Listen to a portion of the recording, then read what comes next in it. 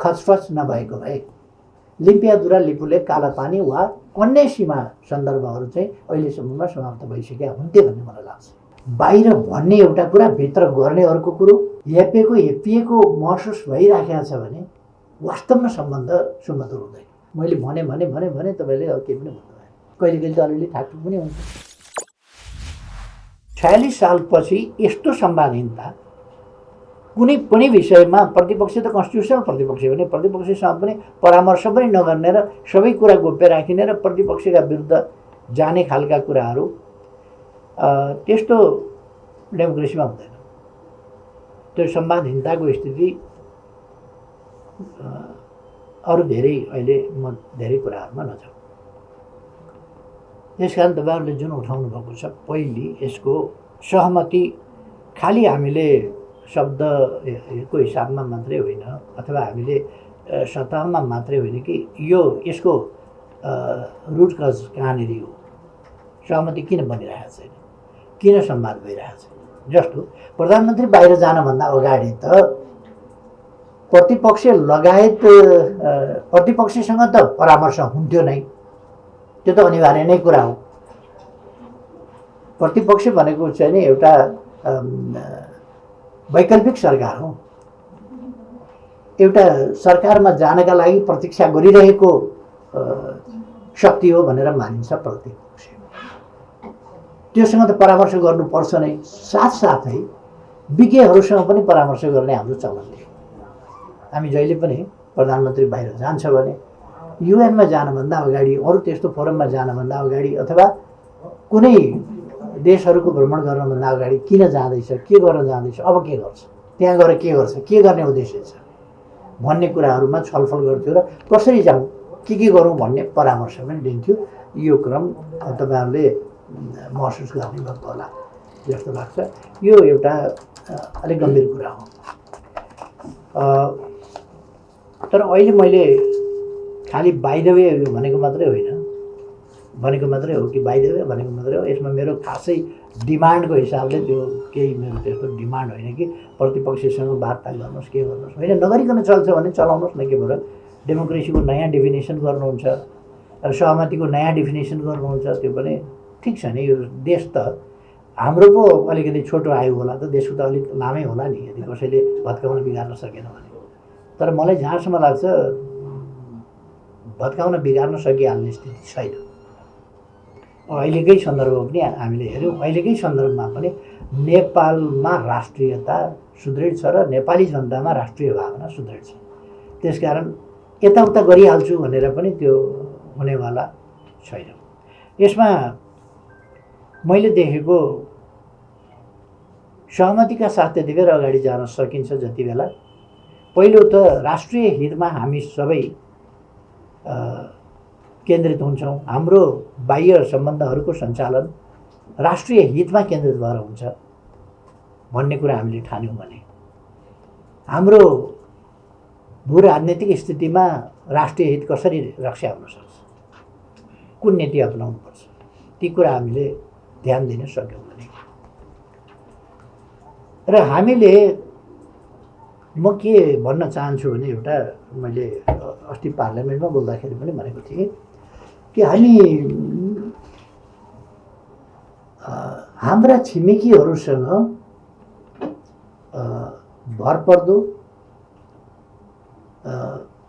र विश्वसनीय नीति र व्यवहारका साथ प्रस्तुत हुन्छ। बाहिर भन्ने एउटा कुरा, भित्र गर्ने अर्को कुरो, त्यस्तो खालको द्वैत चरित्र त्यो हामी देखाउँदैनौँ। यदि हाम्रा छिमेकीहरूसँग हामी विश्वसनीय ढङ्गले व्यवहार गर्न सक्दैनौँ भने हामीले हाम्रो भू राजनीतिक स्थितिलाई नबुझेको देखिन्छ। र मैले धेरै ठाउँमा भन्ने गरेको छु कि हामी कार्ड खेल्न सक्दैनौँ। यो छिमेक सम्बन्धको प्रसङ्गमा अथवा अन्तर्राष्ट्रिय सम्बन्धको प्रसङ्गमा कुनै कार्ड खेल्न हामी सक्दैनौँ, हामीले खेल्नु पनि हुँदैन। र छिमेकीहरूसँग एउटा कुरा गर्ने अनि बाहिर अर्को व्यवहार गर्ने र अर्को खालको काम गर्ने, त्यस्तो पनि गर्नु हुँदैन। भित्री कसैसँग कुनै छिमेकीका विरुद्ध कसैसँग भित्री सम्बन्ध, भित्री साँठगाँठ या भित्री योजना अर्कै बनाउने र बाहिर अर्कै भन्ने त्यस्ता खालका कुराहरू गऱ्यौँ भने हामी फर्छौँ। त्यस्ता खालका कुराहरूबाट हामी चाहिँ नि जोगिनुपर्छ। हाम्रो साँचो अर्थमा पहिलो त हामी अघि प्रदीप गेवालीजीले राख्नुभयो नि पृथ्वीनारायण शाहको सन्दर्भको कुरा, त्यो वास्तवमा फरक प्रसङ्गले फरक हिसाबले भन्यो भने त्यही हो। दुईटा विशाल ढुङ्गाका बीचको तरुल भनेर जुन भन्यो त्यस्तै त्यस्तै उस्तै अलिकति फरक होला। त्यस बेला संयुक्त राष्ट्र सङ्घ थिएन होला, हामी त्यसको मेम्बर थिएन होला, त्यस बेला अर्को खालको परिस्थिति थियो होला, त्यसको सन्दर्भ बेग्लै थियो। आजको सन्दर्भमा पनि भूगोल उस्तै हो र हामी त्यस्तै स्थितिमा छौँ। त्यसकारण हामीले पहिलो कुरा त हाम्रो राष्ट्रिय हितमा केन्द्रित भएर अगाडि बढ्न जरुरी छ।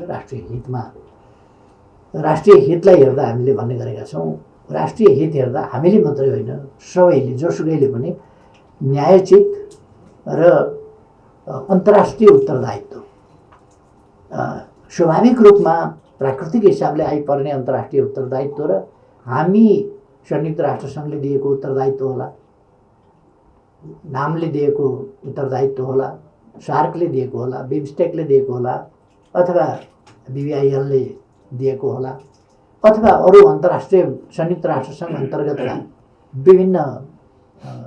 विभिन्न अनुबन्धहरू सम्झौताहरूमा हामी पक्ष राष्ट्र भएका हुनौँ, त्यसले हामीलाई दिएको होला। तिनीहरूको अब्लिगेसनभित्र हामी बस्नु पर्ला।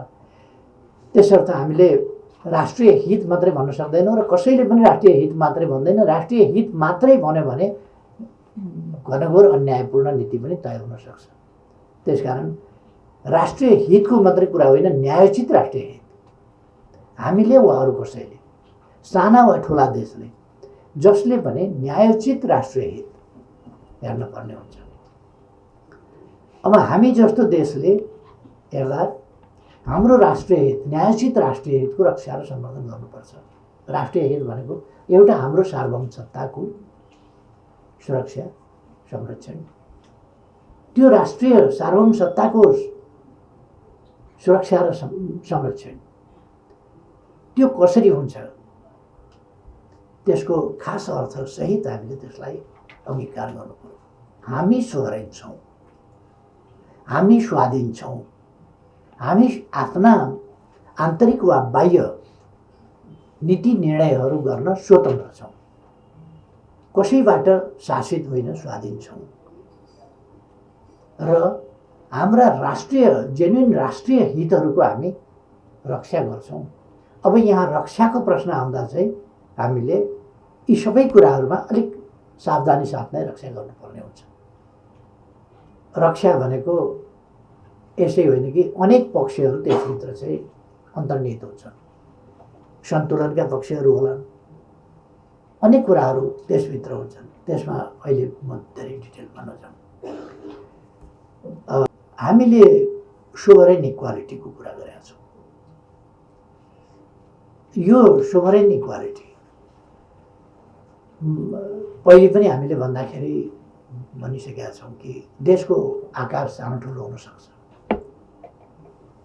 भूगोल सानो ठुलो हुनसक्छ, जनसङ्ख्यामा देश सानो ठुलो हुनसक्छ, विकासको स्तरमा अघि वा पछि हुनसक्छ, तर सार्वभौम सत्ताको हिसाबले चाहिँ सानो ठुलो हुँदैन भनेर मैले रिपिटेडली जोड पनि दिएको हुँ र यो एकदमै यथार्थ हो।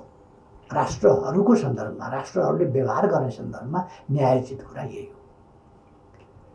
अब यसो गरिरहँदाखेरि हामीले हाम्रो छिमेक सम्बन्धलाई असाध्यै नै महत्त्व दिनुपर्छ र छिमेक सम्बन्ध सुमधुर, सुदृढ त्यस्तो राख्नुपर्छ। पारस्परिक सम्मान, पारस्परिक लाभका आधारमा हामीले छिमेक सम्बन्ध गर्नुपर्छ। अब छिमेक सम्बन्ध गर्दा समस्या छँदैछन् भने चित्त दुखिराखेको छ, मन दुखिराखेको छ भने, हेपिएको महसुस भइराखेको छ भने वास्तवमा सम्बन्ध सुमधुर हुँदैन, आत्मीय हुँदैन, खुलस्त मित्रतापूर्ण हुँदैन।